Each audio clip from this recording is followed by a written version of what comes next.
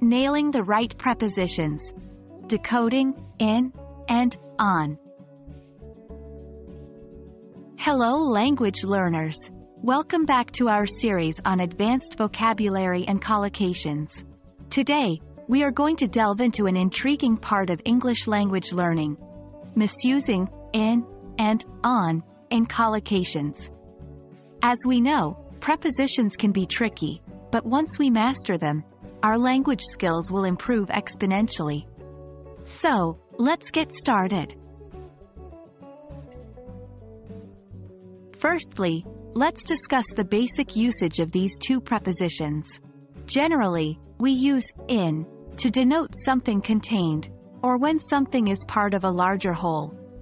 For example, we might say, I live in New York City. On the other hand, on is generally used to indicate position above a surface and in direct contact with it, or to show that something is in a state or condition. For example, the book is on the table.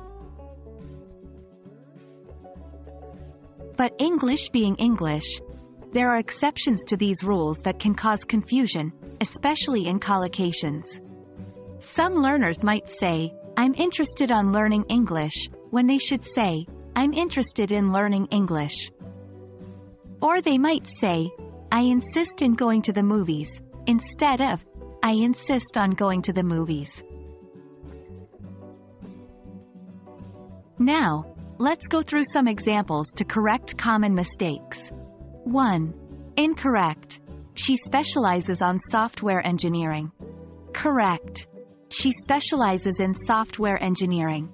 2. Incorrect. He's very good in basketball.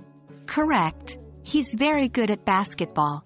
3. Incorrect. We discussed about the project in detail. Correct. We discussed the project in detail. Practice these examples and try to spot the difference in meaning and usage of in and on. Here's a tip to remember the correct usage.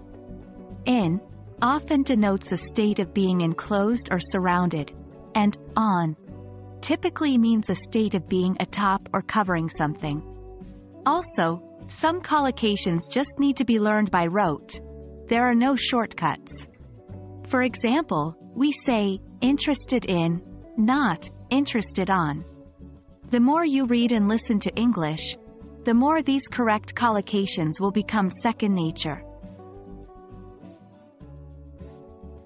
And that's a wrap for today's session, folks. Remember, prepositions can be a bit tricky, but with regular practice and attention to detail, you will surely get the hang of it. We hope this video was useful in shedding some light on the common misuses of in and on.